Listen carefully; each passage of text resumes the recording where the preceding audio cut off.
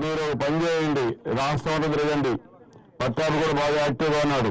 ఈ అసోసియేషన్లో పట్టాభి మొత్తం రాష్ట్రం తిరిగి మొత్తం ఆర్గనైజ్ చేయాలి. ఎలక్షన్లో 3,70,000 మంది మీరు ఉన్నారు. తెలుగుదేశం పార్టీ జెండా కట్టుకొని మీరు తిరగండి. మీ జీవితంలో ఏం కావాలో చేసే బాధ్యత నాది అని మరొకసారి తెలియజేస్తున్నా. ఇది నా కోసం కాదు, ఈ రాష్ట్రం కోసం చెప్తున్నాను నేను మీ అందరికీ. ఎందుకు మాట అంటే ఈ ప్రభుత్వం పేదవాళ్ళ ప్రభుత్వం. నేను పేదవాళ్ళ కళ్ళలో ఆనందం చూడాలని నాకు ఏకైక కోరిక. ఈ రోజు మీరు ఇక్కడికి వచ్చారు, పక్కనే ఫంక్షన్కి వెళ్తున్నాను.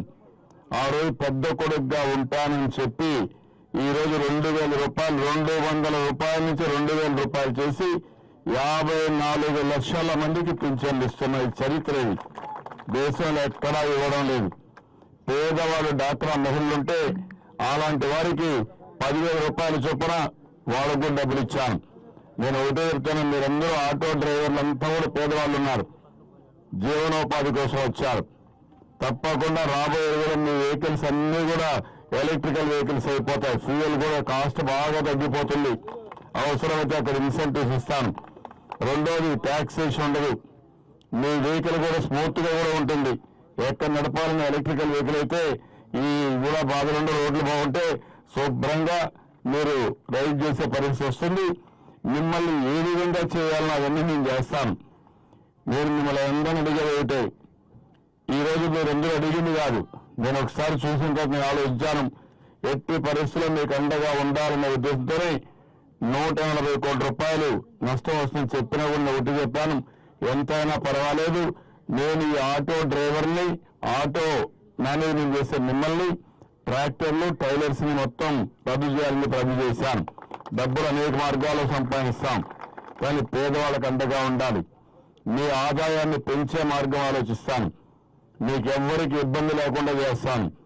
మీరు కూడా నేను కోరుకుని మిమ్మల్ని ఒకటే, మన ప్రభుత్వం ఎన్నో కష్టాలతో వచ్చారు, మీకు అందరూ తెలుసు. హైదరాబాద్ లో ఉండి 60 సంవత్సరాలు కష్టపడ్డాం. ఆదాయం అంతా హైదరాబాద్ ఎదుర్కొని వచ్చాం, ఆస్తులు కూడా ఎదుర్కొని వచ్చాం. కొత్త జీవితాన్ని ప్రారంభించాం. మీరు ఎట్టయితే ఆటో కొన్నప్పుడు కొత్త జీవితాన్ని ప్రారంభించారో, నేను కూడా కొత్త రాష్ట్రానికి కష్టాలతో జీవితాన్ని ప్రారంభించి ఇప్పుడిప్పుడే ముందుక్కునే పరిస్థితికి వచ్చాం. భవిష్యత్తులో నాకు అనుమానం లేదు, ఇంకా బ్రహ్మాండం ముందుకొని దేశంలో అగ్ర రాష్ట్రంగా తయారు చేస్తా, నెంబర్ 1 గా తయారు చేస్తా. దానికి మీ సహకారం అవసరం.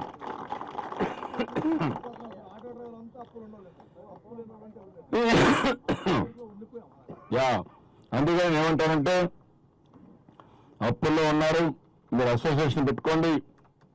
నేను ఒకటే హామీ ఇస్తున్నా, మీ ఆదాయాన్ని, ఎందుకని మీరు కష్టపడేది కుటుంబం కోసం కష్టపడతారు, జీవనోపాధి కోసం కష్టపడుతున్నారు. ఇది ఒక వృత్తిగా తీసుకొని మీరు శ్రమ చేస్తున్నారు.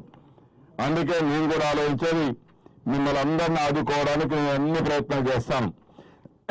ఒకవేళ అవసరమైతే మీ ఆటోల మీద ఫ్యూయల్ కూడా తగ్గించి మీ ఆదాయాన్ని ఎట్ట పెంచాలని నేను పెంచుతాను. ఇప్పుడు ఎన్ని మీ ఆటోల్లో ఎలక్ట్రికల్ వెహికల్స్ ఎన్ని ఉన్నాయి?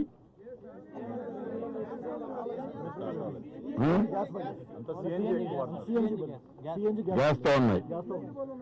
ఎంత కాస్ట్ అవుతుంది మీకు 1 కిలోమీటర్కి?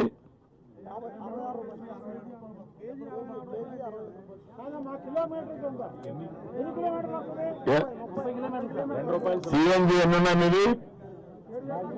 ఎల్ఎన్జి కదా? సిఎన్జి. ఓకే, సిఎన్జి ఎన్ని ఉన్నాయి? 10,000 వెహికల్స్ అన్ని సిఎన్జి ఉన్నాయా? డీజిల్ బండ్లు ఎన్ని ఉన్నాయి? ఓకే, 5,000 ఉన్నాయి. ఓకే, మీరు పని చేయండి, మీరు కూడా కూర్చొని ఆలోచించండి, నేను ఆలోచిస్తా. ఇప్పుడు ఎలక్షన్ కాబట్టి టైం తక్కువ ఉంది.